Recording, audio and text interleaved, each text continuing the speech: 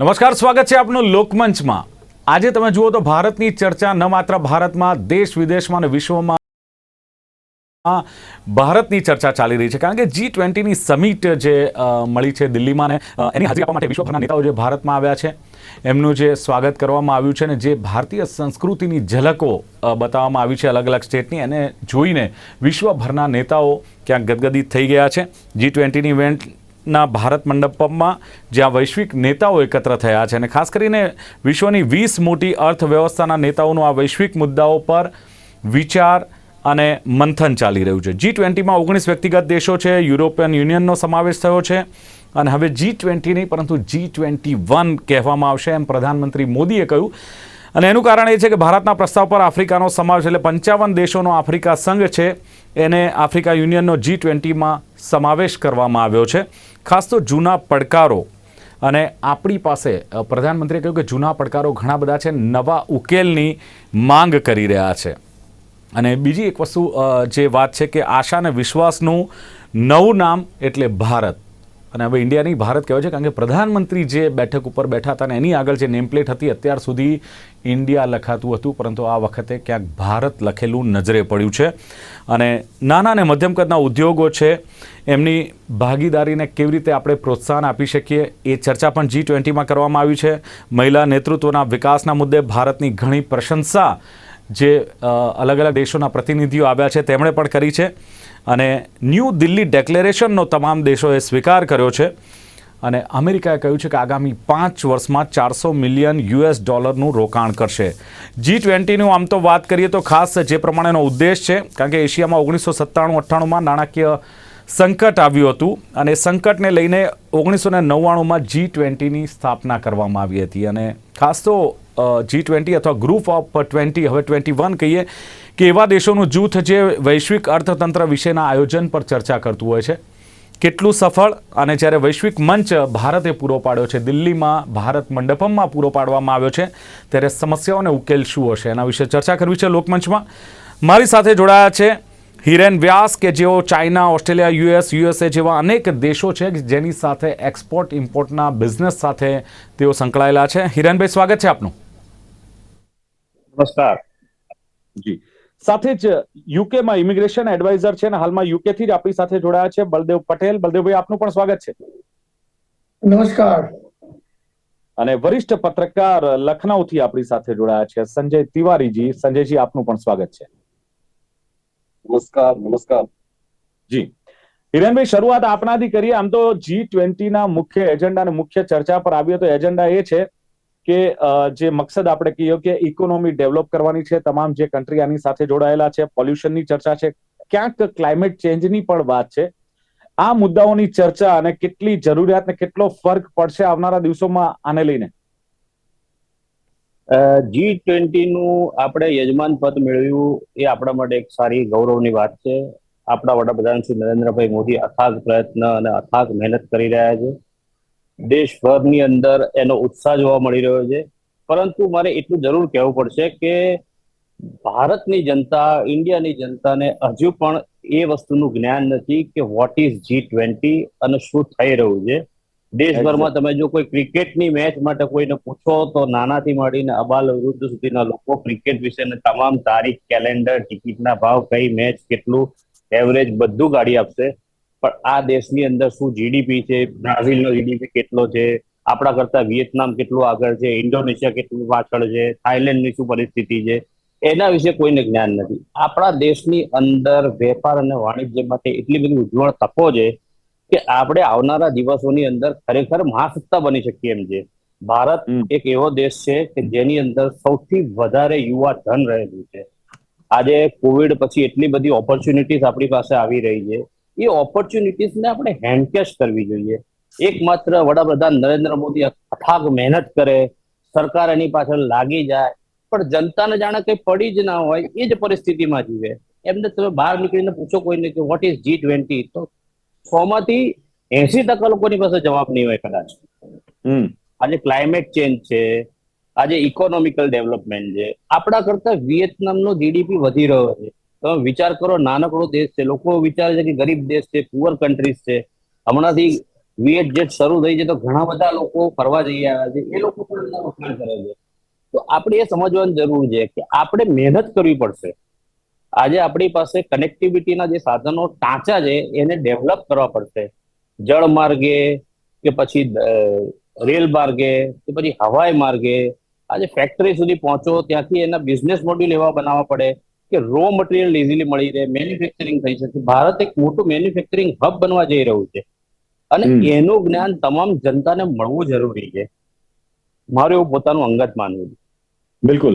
બલદેવભાઈ, જે પ્રમાણે જે હિરેનભાઈએ વાત કરી કે ભારત એક મેન્યુફેક્ચરિંગ હબ બનવા જઈ રહ્યું છે, સૌથી યુવાધન ભારત પાસે છે, ઘણી બધી તકો છે, અને જે વિદેશ કહેવાય કે જે અન્ય દેશો છે એ પણ ભારતને એક મોટા માર્કેટ તરીકે જોઈ રહ્યા છે. ત્યારે શું લાગે છે કે જે વિયેતનામનો જે જીડીપી છે વિયેતનામનો, એનો પણ આપણાથી આગળ છે, મહાસત્તા બનવા તરફ આપણે આગળ વધી રહ્યા છે. આપ યુકેમાં છો ને જ્યારે ઇમિગ્રેશન એડવાઇઝર તરીકે કાર્યરત છો, ત્યારે શું લાગે છે કે કેટલી મંજિલ હજુ બાકી છે, અથવા મહાસત્તા બનવામાં, અથવા જીડીપી ગ્રોથ કરવામાં, અથવા સીધો સવાલ કે G20 લઈને ભારતનું કદ કેટલું વધી રહ્યું છે? G20 એક બહુ મોટી ઓપોર્ચ્યુનિટી છે આપણે ઇન્ડિયામાં, અને મોદી સાહેબે જે પ્રમાણે મહેનત કરીને એનું જે પ્રમાણે જે તકો ઊભી કરવાની કોશિશ કરી રહ્યા છે, વર્લ્ડના બધા મોટા મોટા લીડરોને અત્યારે દિલ્હીમાં જે પ્રમાણેનું આપણું જે પ્રભુત્વ બતાવી રહ્યા છે કે આપણું કલ્ચર શું છે, આપણી સોસાયટીની અંદર કેવી રીતે આપણે ગ્રોથ કરી શકીએ છીએ, અને વર્લ્ડને આપણે કઈ રીતે પ્લેટફોર્મ પ્રોવાઈડ કરી શકીએ છીએ બિઝનેસ ઓપોર્ચ્યુનિટી માટે. મેઇનલી આ મોદી સાહેબનો મેઇન ઇન્ટેન્શન એ જ છે કે આપણે ઇન્ડિયાને કેવી રીતે આગળ લઈ જવું ફ્યુચરની અંદર. અને એની અંદર જે પ્રમાણે હિરેનભાઈ કીધું કે સાચી વાત છે એમની, કે આપણા લોકો અત્યારે જે ઓપોર્ચ્યુનિટી છે એને મોદી સાહેબ જે પ્રમાણે આપણને બતાવી રહ્યા છે કે આપણું વિઝન શું છે, ઇન્ડિયાનું શું હોવું જોઈએ, આપણે શું પ્રોવાઈડ કરી શકીએ છીએ, એ ડાયરેક્શનમાં જનતા હજી સમજી નથી શકતી. જનતા કરે છે, ઘણા સ્મોલ બિઝનેસીસ છે કે જે અત્યારે બહુ આગળ સ્ટાર્ટઅપની અંદર તમે જુઓ, India is growing at fastest rate, એટલે વિચ ઇઝ આપણા માટે બહુ એક સારી તકો ઊભી થઈ રહી છે જે નવી જનરેશન આવવાની છે એની માટે. બિલકુલ. જી, પણ બલદેવભાઈ, મારો સવાલ એ છે કે તમે કહો છો કે નવી તકો ભારતમાં ઊભી થઈ રહી છે, સ્ટાર્ટઅપ જેવામાં પણ ભારતે બહુ જ સારું એવું કામ કર્યું છે, પણ મોટે ભાગે યુવા જનરેશનની વાત કરીએ તો યુવા જનરેશન જે આપણે કહીએ બ્રેન ડ્રેન થઈ રહ્યું છે, એમને તો વિદેશમાં જવું છે, વિદેશમાં સેટ થવું. જો આટલી જ બધી ઓપોર્ચ્યુનિટી અહીં હોય તો આટલું બ્રેન ડ્રેન ન થાય ને? ઓપોર્ચ્યુનિટીમાં કેવું છે કે તમે બ્રેન ડ્રેન છે, પણ હવે તમે જોશો ને તો હમણાં આપણા જે ફોરેન રિઝર્વ છે, તમે એની ફિગર હમણાં કદાચ ન્યૂઝમાં વાંચ્યું હોય તો ફોરેન રિઝર્વ ઇન્ડિયાનું હાઈએસ્ટ અત્યાર સુધીમાં છે, અને 26% ગ્રોથ છે એની અંદર. જે 82 બિલિયનની આસપાસ હતું, અત્યારે 112 બિલિયનની આસપાસ છે. બીકોઝ કારણ કે બહાર જે લોકો ગયા છે એ લોકો બહાર જઈને કમાય છે અને પાછા ઇન્ડિયામાં પૈસા મોકલે છે, જેનો બેનિફિટ આપણને અત્યારે વર્લ્ડ લેવલે USA, રશિયા, ચાઇના આ બધાની વચ્ચે ઉભા રહેવાનો મોકો મળે છે. આપણી ઇકોનોમી હજી સ્ટેબલ છે કમ્પેર ટુ બીજી બધી વેસ્ટર્ન કન્ટ્રીઝમાં. તમે જોશો તો પ્રોબ્લેમ છે, ચાઇનામાં પ્રોબ્લેમ છે. એટલે જે એ બધા ઇસ્યુઝ છે એમાં આપણે ઉભા રહી શકીએ છીએ બહુ મજબૂતાઈથી. એનું એક જ રીઝન છે કે આ બહાર જે લોકો ગયા છે એ પૈસા બહારથી અહીંયા મોકલે છે, એનો બેનિફિટ ઇન્ડિયન ગવર્મેન્ટને થાય છે, કારણ કે એમનું ફોરેન રિઝર્વ વધ્યું છે, એમને લેવરેજ મળે છે. એટલે આ બધા બેનિફિટ હું માનું છું ત્યાં સુધી ब्रेन ड्रेन नहीं, ब्रेन गेन है एक्चुअली. अच्छा, यस, बिल्कुल ब्रेन ग्रेन है। तिवारी साहब, जिस तरह बात हो रही है कि ब्रेन ड्रेन नहीं हो रहा है, ब्रेन गेन हो रहा है। अगले साल दिसंबर में अध्यक्षता मिली थी भारत को और 30 नवंबर को अध्यक्षता समाप्त हो रही है। 9 और 10 तारीख दिल्ली में जो समिट मिल रही है G20 की, सारे मतलब जो दिग्गज है या जो अलग अलग देश से लोग डेलीगेट्स आए हैं, क्या कहते हैं कि 60 शहरों में 220 से ज्यादा जो बैठक मिली है भारत में, कितना फायदा, कितना आर्थिक लाभ देश को और देशवासियों को इसका मिल सकता है?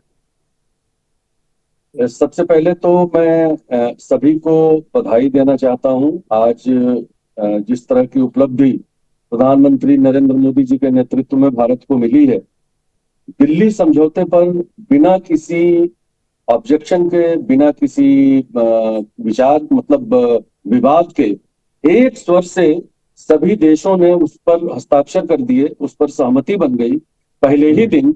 ये बहुत बड़ी उपलब्धि है G20 की। अब तक के G20 के इतिहास में शायद पहली बार ऐसा हुआ है।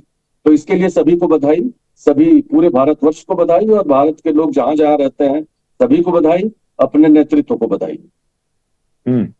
अब बात करते हैं कि G20 में अभी जो हमारे दो मित्रों ने ढेर सारी बातें करी हैं, खासतौर से आर्थिक पक्ष को लेकर, मैं इसको कुछ और भी रूप में देख रहा हूं। जी G20 पिछले वर्ष दिसंबर में भारत को इसकी अध्यक्षता मिली थी, और अब दिसंबर आने वाला है 2 महीना पहले, 3 महीना पहले, यानी लगभग हम लोगों ने 9 महीने में वास्तव में एक ऐसा प्राकृतिक चक्र चलाया है जिसमें एक नया सृजन हुआ है, एक नया भारत पैदा हुआ है। और इस भारत के बिना अब विश्व नहीं चल सकता। आज दिल्ली में ये प्रमाणित हो गया।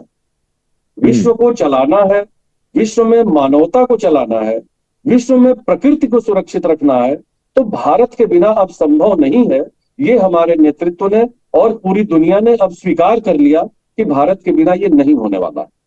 सबसे पहले हम चर्चा कर लें जरा दिल्ली प्रपत्र पर। दिल्ली प्रपत्र पर आप सोचिए कि एक तरफ दुनिया में एक युद्ध चल रहा, रूस भारत का एक ऐसा मित्र रहा है जिसको लेकर तरह तरह की बातें लोगों के दिमाग में रही, लेकिन इधर अमेरिका की मित्रता भारत के लिए और भी ज्यादा उजागर हुई है, और ढेर सारी चीजें सामने आई हैं। लोगों को बड़ा शक था कि ये क्या होने जा रहा है दिल्ली में और क्या होगा। दिल्ली प्रपत्र पर जो अभी हस्ताक्षर हुए हैं 37 पेज के, उसमें 4 बार यूक्रेन का जिक्र आया जी, रूस का कोई जिक्र नहीं आया। उसमें स्पष्ट लिखा गया है कि यह समय युद्ध का समय नहीं है। ये बहुत बड़ा डिक्लेरेशन है।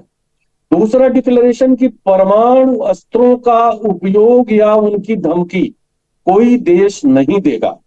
ये दूसरी बहुत बड़ी उपलब्धि है, वैश्विक सहमति। तीसरी सबसे बड़ी उपलब्धि, साउथ अफ्रीका, दक्षिण अफ्रीका के 55 देशों का एक अम्ब्रेला है।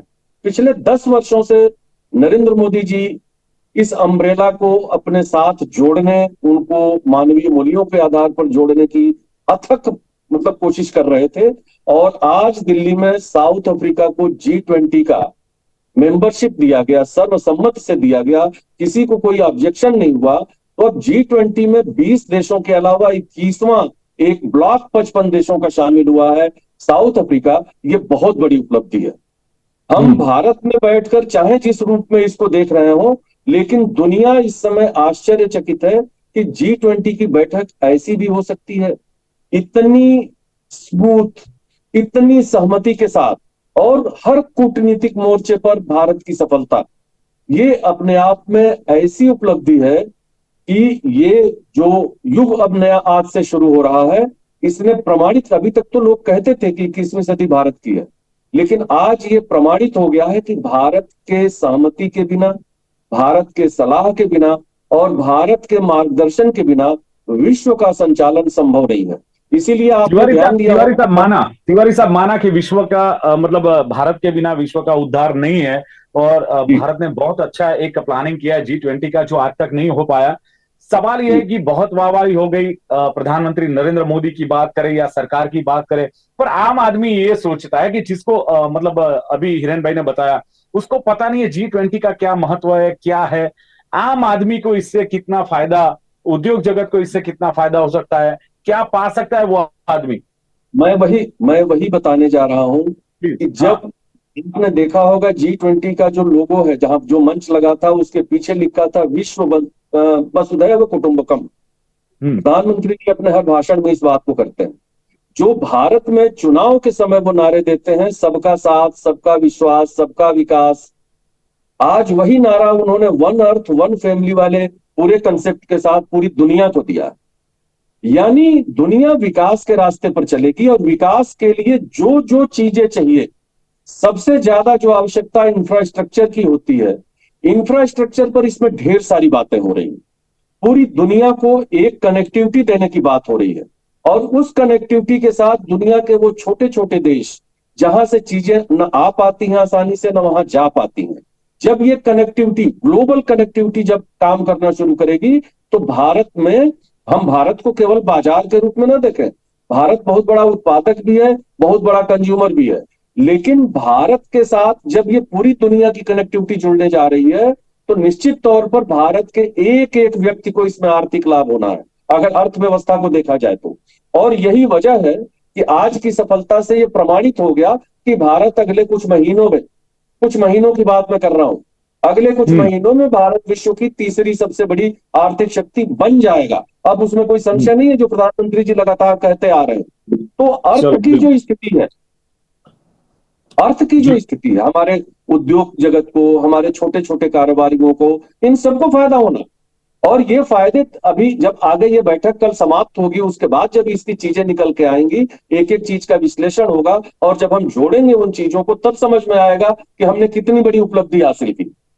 ચલો બિલકુલ તિવારી સાહેબ, मैं હિરેનભાઈ से भी પૂછ લઉં. હિરેનભાઈ, જે પ્રમાણે ચર્ચા ચાલે છે કે ભારતનો ડંકો વાગ્યો છે, સરસ એક પ્લાનિંગ છે, 60 થી વધુ જે શહેરો છે એમાં 220 થી વધુ બેઠકો કરવામાં આવી છે, ખર્ચો પણ કરોડોનો થયો છે. તો સવાલ એ છે કે આ બધી ચર્ચાઓ થાય છે, આપે કહ્યું તે પ્રમાણે કે ક્યાંક જે ઇકોનોમી ડેવલપમેન્ટની વાત કરીએ, ક્યાંક પોલ્યુશનની વાત કરીએ, ક્યાંક ઇન્ફ્રાસ્ટ્રક્ચર, કનેક્ટિવિટી, આ બધી ચર્ચા પછી માની લો કે 2 દિવસ G20 પતે છે, એ પછી આ બધું એક્શનમાં આવે છે કે કેમ, કે પછી જેસે તેની પરિસ્થિતિ રહે છે, G20 સુધી ચર્ચાઓ રહે છે, અને બાકી એનું ઇમ્પ્લિમેન્ટેશન કેટલું થાય છે? બહુ સરસ પ્રશ્ન પૂછ્યો છે. આપને પણ ખ્યાલ હશે જ કે આપણે આ G20 નું યજમાન પ્રથમવાર નથી બન્યા, આપણને આ સૌભાગ્ય બીજી વાર પ્રાપ્ત થયું છે. આજથી બરાબર 40 વર્ષ પહેલા આપણા વડાપ્રધાન સ્વર્ગસ્થ ઇન્દિરા ગાંધી પણ G20 નું યજમાન પદ ભોગવી ચુક્યા છે, અને દિલ્હીની અંદર G20 નું સંમેલન થયું હતું. હવે એ મિનિટ્સને આપણે જો અત્યારે ચેક કરવા જઈએ કે એ સમૂહની અંદર એ વખતે ચર્ચા થઈ હતી, કેટલા MOU થયા હતા, શું પાસ થયું હતું, કેવી રીતના થયું હતું, પછી શું ગ્રોથ આવ્યો, એ બધી વસ્તુ. આ કેવું થાય છે કે આપણે ભારત એ સંસ્કૃતિઓનો દેશ છે, જેમાં જુદી જુદી વિવિધતા અને બધી સંસ્કૃતિઓનો સમાવેશ છે, ઉત્સવોનો દેશ છે. એટલે મને ડર છે કે ક્યાંક આ એક ઇન્ટરનેશનલ રાજકીય ઉત્સવ બનીને ના રહી જાય. આમાં મહત્વની વસ્તુ એ છે કે આપણે જે કરવા જઈ રહ્યા છે, છેલ્લા 2014 થી આપણે જોઈ રહ્યા છીએ કે નરેન્દ્રભાઈ સતત 16 કલાક 18 કલાક કામ કરે છે, બરાબર છે. ઇન્ડિયાનું નામ આજે એ એક લેવલ પર મોટું કરી દીધું છે. ઇવન તમે ગઈકાલના ન્યૂઝમાં પણ જોયું હશે કે મનમોહન સિંઘે પણ પ્રશંસા કરી છે નરેન્દ્રભાઈના અમુક આર્થિક પગલાઓની. તો દેશની અંદર સંવાદ જે ભરું વાતાવરણ તો ધીમે ધીમે બની રહ્યું છે. હું એવું ઈચ્છું છું કે આપણે બધાએ સાથે મળીને આ જે તક આવી છે કોવિડ પછી આપણી પાસે, કે જેની અંદર આપણે મેન્યુફેક્ચરિંગ હબ બની શકીએ છીએ, તો સૌથી પ્રથમ આપણે રો મટીરિયલની અંદર જ્યાં જ્યાં કરીએ છીએ એ રો મટીરિયલની ડેવલપમેન્ટમાં જવું જોઈએ. આજે વિયેતનામની અંદર બધું રો મટીરિયલ નથી મળતું, એ લોકો ઇમ્પોર્ટ કરે છે, અને પછી એ લોકો ફિનિશ પ્રોડક્ટ બનાવે છે, અને પછી એ લોકો યુરોપ, અમેરિકા, USA, કેનેડા બધી જગ્યાએ મોકલે છે, બરાબર છે. તો એ લોકો આજે એક ગ્રોથ કરી શકતા હોય તો ભારત કેમ ના કરી શકે? સરકાર તમારી સાથે છે. હા, ચોક્કસ નીતિઓની અંદર થોડીક સવિશેષ સુવિધાઓની જરૂર છે, પણ એ સરકાર અને એમના અધિકારીઓ એના પર કદાચ ચિંતન અને મંથન કરતા જ હશે, અને આવનારા દિવસોમાં કદાચ આપણને સમાચાર મળી પણ શકશે. પરંતુ મહત્વની વસ્તુ એ છે કે ઉત્પાદન થયા પછી એ ઉત્પાદન તમારે એક્સપોર્ટ કરવું છે, તો એની જે ચેનલ હોય, બિઝનેસ મોડ્યુલ જેને કહેવાય, એ હું ઘણા બધા દેશ સાથે, વેપાર સાથે સંકળાયેલો છું, અને હું એટલું ચોક્કસ કહી શકીશ કે સર્વશ્રેષ્ઠ બિઝનેસ મોડ્યુલ મને ચાઇનાનું લાગે છે. કારણ કે કદાચ ભારતમાં કોઈ પણ એવો નાગરિક નહીં હોય કે જે ચાઇનાની કોઈ વસ્તુ નહીં વાપરી હોય. હવે ઘણા બધા લોકો એવા છે કે ઓનલાઈન બિઝનેસ તરફ વળ્યા છે. એ લોકો આજે ઓનલાઈન એક ક્લિક કરે છે અને એમના ઘરે પાર્સલ આવી જાય છે. તો ઓનલાઈન વાળો જે બિઝનેસ છે, એ લોકો ભારતમાં રહીને ઓનલાઈન બિઝનેસ કરીને એ વસ્તુઓ સરળતાથી પ્રાપ્ત કરી શકે છે. એવી જ સુવિધા આપણે એક્સપોર્ટ માટે કરી શકીએ. એવા જ નિયમો, એવી જ સિસ્ટમો, ચાહે એ બાય સી હોય, બાય રોડ હોય, બાય ટ્રેન હોય, બાય એર હોય, તો આપણી પાસે છે. ગુજરાતની અંદર લગભગ 1600 થી વધારે લાંબો કિલોમીટરનો લાંબો તો દરિયા કાંઠો છે આપણી પાસે. આવા કેટલા બધા પોર્ટ્સ આપણી પાસે છે ઓલ ઓવર ઇન્ડિયા જોવા જઈએ તો. આપણે 3 બાજુથી પાણીથી ઘેરાયેલો દેશ છે. આપણે એક શહેરથી બીજા શહેરને જોડી શકીએ છીએ. એક નાનકડું કામ આપણે જો કરીએ ને, મુંબઈથી સુરત સુધીનું જળમાર્ગનું, તો કેટલી બધી પોલ્યુશનની સમસ્યાઓ હલ થાય. આ G20 નો ઉદ્દેશ માત્ર ઇકોનોમી નથી. ઇકોનોમીની વાત કરીએ તો 2023માં બ્રાઝિલની ઇકોનોમી જીડીપી પર કેપિટા $9,000 છે, ભારતનો $2,600 છે. તો એવી રીતે કમ્પેરિઝન નહીં કરી શકીએ આપણે. પણ સવાલ એ વસ્તુ કે આપણી પાસે જે વસ્તુઓ હાથ વગી છે, જે આપણે એને ઇઝીલી કરી શકીએ છીએ. આજે આપણે કેટલાય વખતથી ભાવનગર, ઘોઘાથી સુરતની ફેરી ચાલુ કરીએ છીએ, બંધ કરીએ, ચાલુ કરીએ છીએ, બંધ કરીએ છીએ. તો એમાં શું ટ્રાન્સપોર્ટ એજન્સીનો દબાવ છે સરકાર ઉપર? મને લાગતું નથી કે આ સરકાર કોઈને ગાંઠે. આ સરકાર વિકાસ કરવા માંગે છે, આ સરકાર સતત પ્રગતિ કરવા માંગે છે. તો સરકારે પણ સાથે મનોમંથન કરવું જોઈએ કે જે વસ્તુ શરૂ થઈ છે બંધ ના થવી જોઈએ.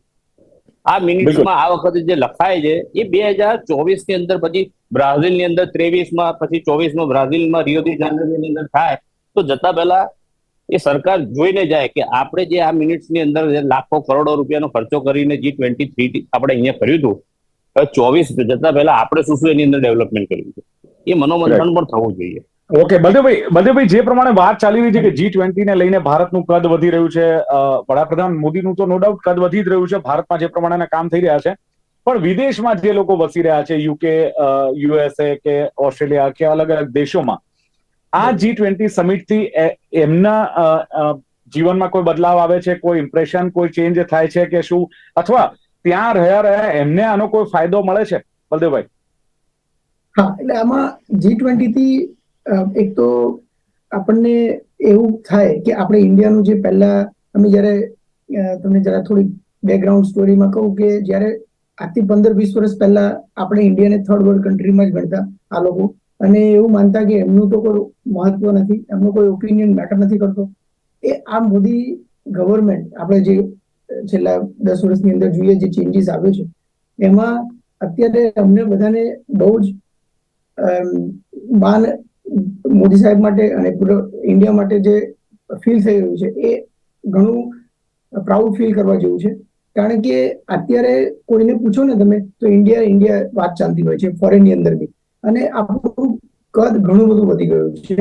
આપણું ઓપિનિયન મેટર કરે છે, આપણી સંસ્કૃતિની વાતો થઈ રહી છે, અહીંયા ફોરેનની અંદર ઘણું આપણું ઇન્ફ્લુઅન્સ વધી રહ્યું છે.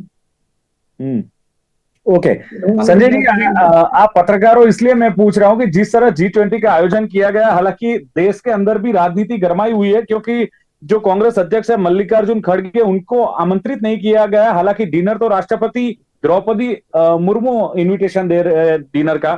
पी चिदम्बरम ने बोला है कि ये केवल वही हो सकता है जहां लोकतंत्र नहीं है, जहां लोकशाही नहीं है। यहां न लोकशाही है न विपक्ष है, कुछ भी नहीं है, ऐसा मान के ये चल रहे हैं। देखिए, मल्लिकार्जुन खड़गे जी तो आमंत्रित करने के बाद भी लाल किले पर प्रधानमंत्री के ध्वजारोहण के मैंने राष्ट्र जिस दिन राष्ट्र के स्वतंत्रता दिवस मनाया जा रहा था इसी साल 15 अगस्त को नहीं गए थे, तो इसका कोई मतलब नहीं होता है। ये बेवजह की बातें हैं। दूसरी तरफ राहुल गांधी जी विदेश में भाषण कर रहे हैं कि भाई दिल्ली में G20 के नाते स्लम्स को और वहां के आवारा जानवरों को जो है बहुत बेरहमी से हटाया गया है। अरे भाई, आपके घर कोई मेहमान आएगा तो मेहमान घर में कूड़ा बटोरे रखेंगे? आप कूड़ा तो साफ करेंगे कि नहीं करेंगे? पर साहब दावा करते हैं कि कूड़ा साफ हो गया है, दावा तो होता है कि कूड़ा साफ हो गया है। अब देखिए, सबकी अपनी अपनी दृष्टि है। हम सबकी निगाह इस बात पे थी कि G20 जब भारत में चल रहा होगा तो राहुल गांधी जी जो भारत जोड़ो कर रहे थे वो लंदन में जाके क्या बोलने वाले हैं, इस पे ध्यान था सबका। और बोलते बोलते उनके दिमाग में कूड़ा आ गया। ये सब छोड़िए, ये बकवास की बातें हैं।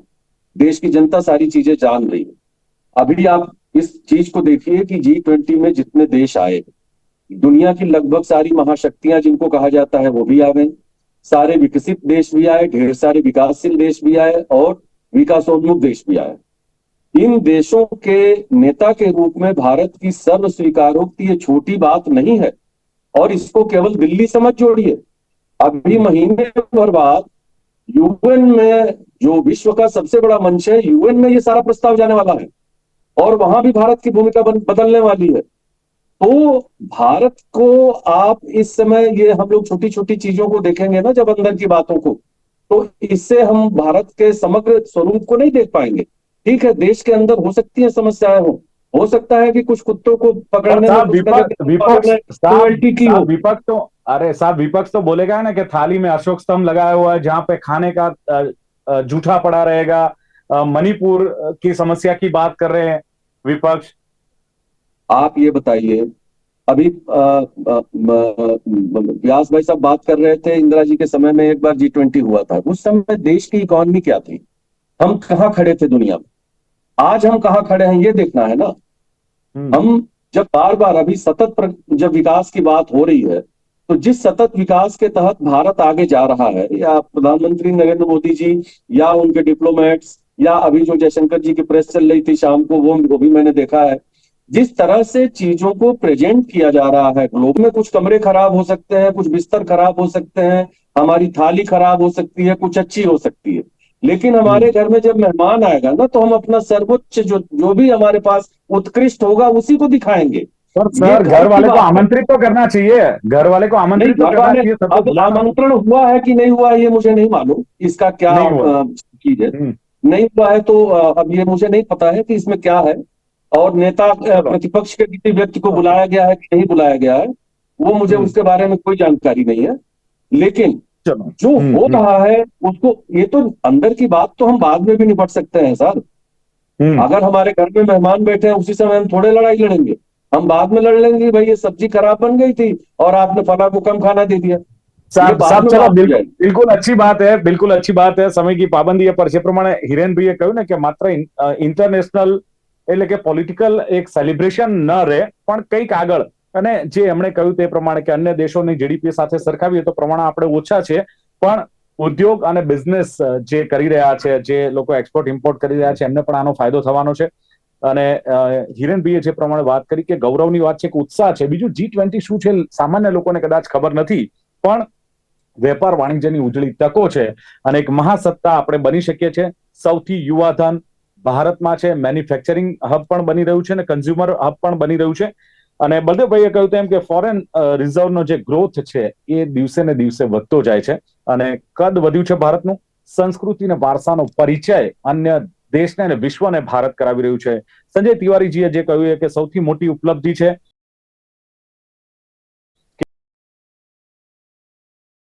કે દિલ્હી સમજૂતી પર કોઈ પણ વિવાદ વગર ભૂતકાળમાં આવું નથી બન્યું, એક સમજૂતી બની છે, પહેલી વાર આવું બન્યું છે, એક નવું ભારત જોવા મળ્યું છે અને ભારત વગર વિશ્વ નહીં ચાલે, વિશ્વની ભારતને જરૂર છે અને સાથે જ ઉત્પાદક છે, કન્ઝ્યુમર પણ છે। એક જોતા G20 ની એક સફળ આખી એક સમિટ અત્યાર સુધી કોઈ પણ દેશે યજમાની કરી હોય, પણ આવી એક સમિટ બનાવી નથી અથવા આવી સમિટનું આયોજન નથી કર્યું, એવું આયોજન કર્યું છે અને મે બી ભવિષ્યમાં કદાચ આમાંથી શીખીને અન્ય કોઈ કન્ટ્રી જો અધ્યક્ષ પદ લે અને કરે, પણ ભારતની તોલે તો નહીં જ આવે। ચર્ચાનું સમાપન કરીએ છીએ અને ચર્ચામાં ભાગ લેવા બદલ હિરેન વ્યાસ, બળદેવ પટેલ, સંજય તિવારી ત્રણે ઉપસ્થિત રહ્યા, ખૂબ ખૂબ આભાર। Thank you very much. તો દર્શકો, આથી ચર્ચા G20 ની ગ્લોબલ જ્યારે સમિટ મળી રહી છે ને એને લઈને કેટલી ઉજળી તકો છે ને ખાસ કરીને ભારતને એનો કેટલો ફાયદો થઈ રહ્યો છે એની ચર્ચા। ફરી મળીશું નવા વિષય સાથે। આપ જોતા રહો ગુજરાત ન્યૂઝ। નમસ્કાર।